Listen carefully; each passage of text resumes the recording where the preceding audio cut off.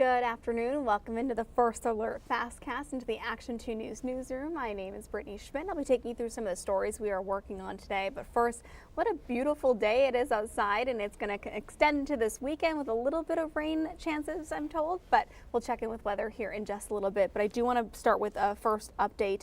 We haven't heard from Two Rivers Police Department in a while in their search for Elijah Vu. However, this afternoon we did get an update, and I want to bring that to you right away. So let me pull that up here for you. So Two Rivers released a statement, like I said. They are continuing their search for 3-year-old Elijah Vu. Again, he was reported missing on February 20th from an apartment complex in Two Rivers. So in the update issued today on the department's Facebook, Two Rivers Water and Light and Manitowoc Public Utilities helped with the investigation and searched manholes throughout the county in connection to the search. Additionally, they say that the FBI concluded the aerial search they began in April, and the Wisconsin Drone Network also completed several more searches. Investigators continue to analyze an extremely large amount of video. They collected earlier in the investigation other data. They're continuing to follow up on leads or any various resources that come their way. They're also encouraging participation in coordinated and legally permissible search efforts for Elijah. And they remain in contact with the family, with assistance from DCI regarding the efforts of the searches. So once again, efforts continue daily for the search of missing 3-year-old Elijah Vu. We have extensive coverage on our website at WBAY.com if you want to learn more about today's announcement, and then obviously all of the things that have happened over the past several weeks, even months. So I wanted to bring that to you first right away. Another story that we're following today, we're learning more about the Pittsfield teen who's been charged with the shooting after he says that kids egged his house. So we first brought this to you yesterday, but police are now identifying the 18-year-old suspect they arrested on Wednesday as Jackson Rago. He's currently facing charges of first-degree reckless injury and endangering safety with the use of a dangerous weapon. According to the criminal complaint, police responded to reports of a shooting on River Forest Drive around 9:45 p.m. on Wednesday. They found the victim in a car covering a gunshot wound with a blanket. While using the victim's phone to contact his family, police noticed a Snapchat conversation between the victim and Rago.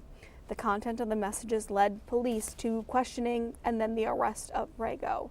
We don't know how the victim is doing today, but we'll continue to follow the story and bring you First Alert updates as we learn more. This weekend, it is Cinco de Mayo, and it is on a Sunday, so Green Bay Police Department tells me that they are upping patrols this weekend in downtown Green Bay, specifically along Main Street. That's where they've had issues in the past, issues that relate to intoxicated driving, reckless driving, speeding, loitering in parking lots, with several businesses closed on Sunday. The sergeant I talked to says they've had people congregate and drink in parking lots where they don't have permission. Again, open intoxicants is not allowed in Green Bay. Reckless driving, street racing, also a major concern. In fact, Sergeant Hamill says the city upped the fines for reckless driving. It's now over $1,000 with the possibility of impounding the vehicle. You'll hear more about their safety patrols that will be out this weekend, making sure that everybody has a safe celebration if they are out and about this weekend, because we know that the weather is going to be really nice. We also want to touch on a story that we've been following here. There are some changes coming to Appleton's July 3rd fireworks event. Officials in Appleton confirming to Action 2 News that this year's fireworks event will not have on-site activities available for guests. This comes after the nonprofit Appleton area JCs announced it was no longer participating in the event. One of the vendors we talked to today says he's surprised the event was still even going on after he and other food truck vendors had not heard about an update for months.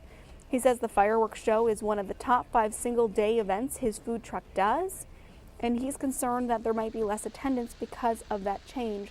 Samantha Cavalli having more on this developing story for us tonight on Action 2 News at 4, starting at 4. So let's head outside. I told you, I teased you in the beginning, it is beautiful outside. Here's a look at Appleton sky cam, sun shining. Here in Green Bay, same story. And then out in Shawano, similar story there. So let's bring in meteorologist David Ernst to tell us a little bit more about what we can expect this weekend with all these activities happening. Hi, David. Good afternoon, Brittany. Yeah, for the most part, we're looking at pretty decent conditions this weekend. Now, there is the potential for some scattered rain, maybe even a few rumbles of thunder on Saturday, but Sunday should be absolutely beautiful, and most of Saturday will be dry, so don't get the idea that the day is a total washout. I certainly wouldn't cancel or put off any plans, regardless of what you're doing. Just know that as we get into the late afternoon, early evening, there could be a few passing showers and maybe even a few non-severe thunderstorms. So we'll get into that forecast here in just a minute. Right now on First Alert Viper Max, it is quiet. There's a little subtle green that you do see on the screen coming out of skipped ahead there. Let's go back, and I want to pull out my little handy pointer here. You notice that little faint green line? That's actually a lake breeze. So we will typically see that in the summertime season, but it just happens on these warmer days where you get the inland areas warming up a lot more than the lakeshore, and it pushes that cooler breeze farther inland. So we're holding on to some lower 70s around the Fox cities and westward, but right along the lakeshore, it is cooler. In fact, that 69 degrees there in Sheboygan, that's misleading. If you're right along the lakeshore, I can guarantee you it's cooler. But the sensors at the airport, which is not right by the lakeshore, it's even west of the interstate, I believe. So it's a little bit displaced from that cooler air that's coming in. But regardless, nice temperatures out there right now. We'll take a wider look across the Midwest, and you do see some disturbed weather coming out of Iowa, Minnesota, Dakotas, and Nebraska. And that's going to be the cold front that comes in over the weekend. As far as tonight goes, it's nice and quiet. Temperatures will be in the middle 40s, so that's actually a few degrees above average. But Saturday morning, starting out mostly sunny. We should see some decent sun early on, but clouds will start to increase pretty quickly, and then we're watching for that batch of showers, and you see a few thunderstorms there. Timing-wise, it looks like it would be your typical, afternoon kind of an event. We're dry through, maybe 2 o'clock or so, and then we start to see stuff popping up between then and 6, 7 o'clock. So that's your window of opportunity to catch some rainfalls. Just keep it in mind. I wouldn't, again, cancel any plans, but it is something to watch out for. We will also be watching for a bigger, more impactful storm system coming into the area towards the middle part of next week, really Tuesday, so the early part of the week.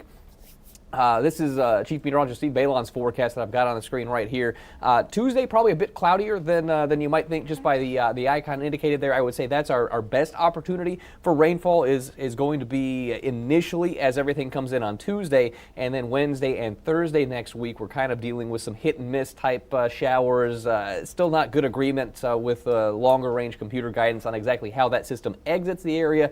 So that's something we'll be watching for. But in the meantime, certainly encourage you to get down there and enjoy a very nice weekend. We do have the fishing opener there tomorrow. Winds might be a little on the brisk side in the afternoon, but highs will be in the low 70s. So, maybe there's a little chop out there for a time, but all in all, pretty decent conditions this weekend. And I would encourage everyone to download your WBAY First Alert weather app. Have that on your phone. That's a great way to check in with the radar, see where those showers might be popping up, and then make your plans as to when it's time to head in, regardless of what you're doing. Yeah, absolutely. And David, being from Algoma, I am so familiar with that lake effect.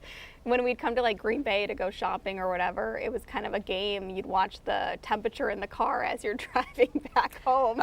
It can be a very dramatic change. That little, like I said, that faint green line is the leading edge of that cooler air, so it works just like a cold front. So you get the cool, stable air coming off of Lake Michigan, and it pushes farther inland. And actually, when we get into the summer season, there's a little more humidity. That can actually be the focal point for thunderstorms to develop, but we're not quite muggy enough for anything like that. The air is still relatively dry. Thank goodness. All right. Thanks so much, Dave. We'll see you later. You bet.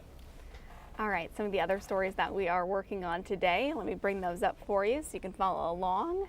Tonight at 4 o'clock, we tell you more about a new village of tiny homes for veterans on Green Bay's east side. It is one step closer to becoming a reality, so we will tell you what happened and what the next steps are. Tonight at 4:30, Cammie Rapson in for Chris Roth today. She talks to Upfront Matt Smith about the latest headline for Wisconsin politics, as former President Donald Trump made a stop in the state this week And there's a planned stop from President Joe Biden next week in the state. Tonight at 5, Consumer First Alert with Tammy Elliott. Millions of people nationwide have been victims of recent cyber attacks on healthcare. Medical cyber attacks are a massive problem. We told you about it last week as well.